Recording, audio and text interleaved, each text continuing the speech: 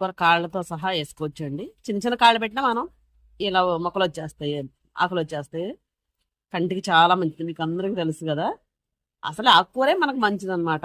ఇంకా పనగంటి కూర మన కంటికి చాలా మంచిదండి. ఇక్కడ ఇది మా అద్దిల్లు. మా ఇంటి దగ్గర అయితే చాలా ఉండేది ఎదరా. ఇది తప్పకుండా ఇది వారానికి ఒకసారి, కనీసం 2 సార్లు, కుదరకపోతే ఒక్కసారైనా తినండి. పప్పు చాలా బాగుంటుందండి. ఇది చూడండి,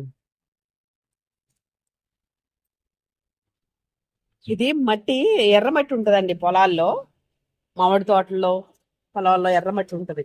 అది తెచ్చుకొని, అది తెచ్చాడు మావాడు.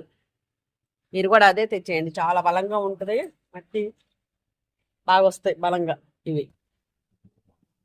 ఆ మరి కూరగాయలు కట్ చేస్తాం కదా మనం, అవన్నీ ఒక దానిలో వేసి, ఉల్లిపాయ పొట్టు అన్ని ఒక దానిలో వేసి నీళ్లు పోసి ఉంచి, ఆ ఆ నీళ్లు 5, 6 ఆ నీళ్లు మొత్తం వీటిలో కొంచేసి ఆ చెత్త పారేస్తున్నానండి నేను. మీరు కూడా అలానే చేయండి, బాగుంటుంది.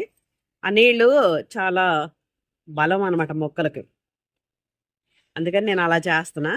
మీరు కూడా చేయండి తప్పకుండా. చూడండి ఎలా ఉన్నాయో. మునగంటి కూర అంటే చాలా ఇష్టం అండి మా వాడికి. అంటే మా ఎక్కువ ప్లేస్ లేదు ఇక్కడ ఎదర, అందుకని ఇక 2 కుండీలే పట్టినాయి, అందుకే పెట్టామన్నమాట. మీరు తప్పకుండా పెట్టుకోండి. చిన్న చిన్న టబ్బుల్లో పెట్టుకోవచ్చు. మాకు ప్లేస్ లేదు, లేకపోతే టబ్బు కొని పెట్టేదాన్ని నేను. ప్లేస్ లేదు కాబట్టి పెట్టలేదండి. చూడండి ఎలా ఉందో చక్కగా, ఏం మందులు లేకోకుండా న్యాచురల్గా పండింది కదా, వచ్చింది కదా, చాలా బాగుంటుంది. చూడండి, పొద్దున్నే లేచిపోతున్నా ఏంటి నేను, ఎలా ఉన్నాయి ఎలా ఉన్నాయని. మా ఇంటి దగ్గర అండి పందికొక్కులు ఉండేవి, తోవేసేసే వచ్చి లాగేసేది బయటికి. దేవుడి దేవాలు ఇక్కడ లేవు, అందుకు కొంచెం బాగున్నాయి అన్నమాట. చూడండి ఎలా ఉన్నాయి.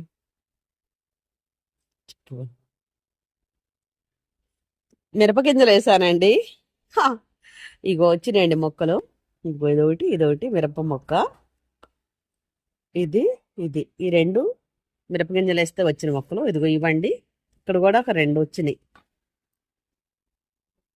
దీంట్లో కూడా ఉన్నాయండి. ఇదిగో ఇక్కడైతే 5 మొక్కలు వచ్చినాయండి, మిరపగింజలు వేస్తే 5 మొక్కలు వచ్చినాయి. ఇదొకటి 6. ఇదిగో ఇదొకటండి 7 మొక్కలు వచ్చినాయి అనమాట.